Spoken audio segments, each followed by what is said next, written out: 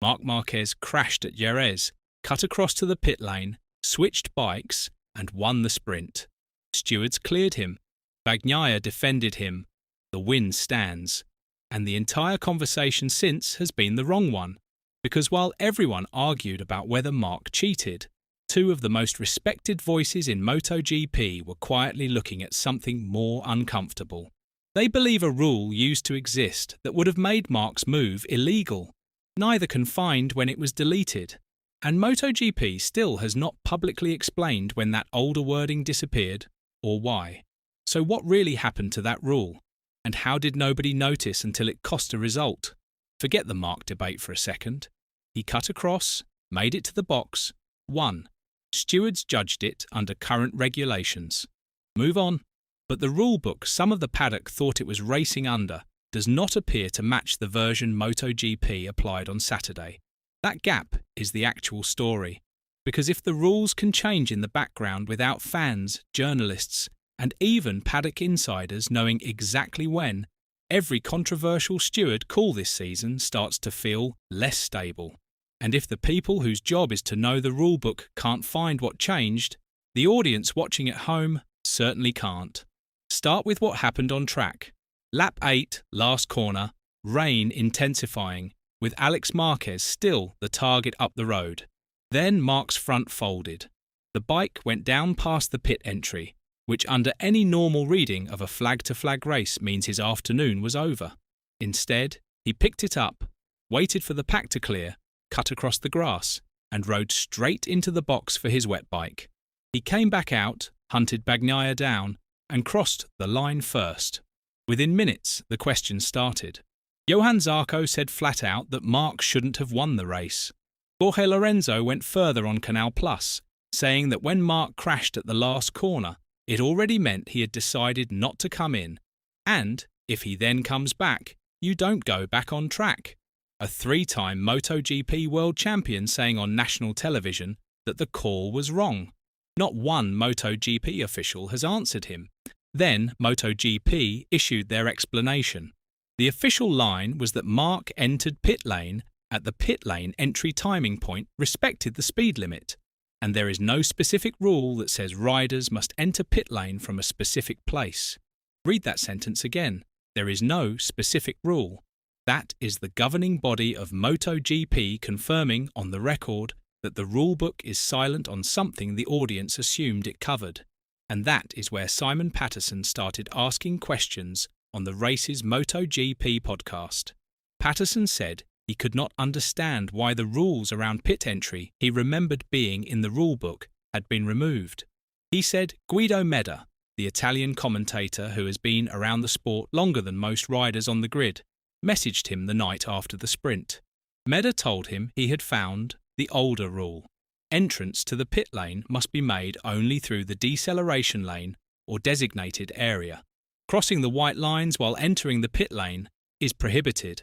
Clear. Specific. Would have made Marc's move illegal. Meda's only problem was he could not figure out what year it was from. And this is where it changes. Because Patterson then said the line that should make every fan watching this uncomfortable. He said the rule was not taken out 12 minutes after the end of the sprint race on Saturday, meaning whatever happened to it happened earlier, changed or removed at some point, with no clear public explanation that Patterson or Meda could point to, and nobody in the public conversation seemed to notice it was missing until a man went home, sat down at his desk, and started searching old documents. That is not how a world championship is supposed to work. And oh yeah, there is one more part of this. MotoGP's official statement explained why Marc was not penalised. It did not, anywhere, address Meda's question.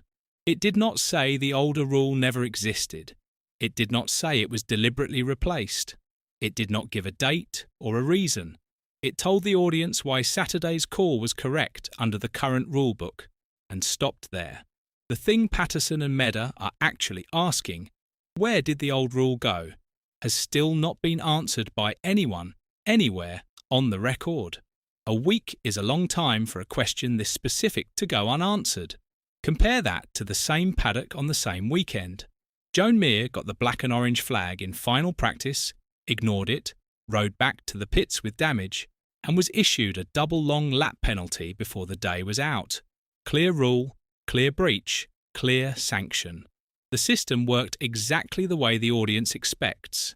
The contrast with the Marc situation is not subtle. When the rulebook is unambiguous, MotoGP enforces it. When it is unclear, MotoGP issues a statement that points at a different paragraph and hopes the question goes away. That is not a gotcha. That is what the sport looks like when one rule is clear and another is left for everyone else to decode. This is where the pattern starts to matter, because this is not the first time a Marc-adjacent incident has triggered a rulebook clarification. After last year's Grand Prix of the Americas, Marc and his crew tried to dart into pit lane right before the start to switch to the wet bike. The start was delayed. Race director Mike Webb told the paddock that had the race begun, Marc would have received a double long lap.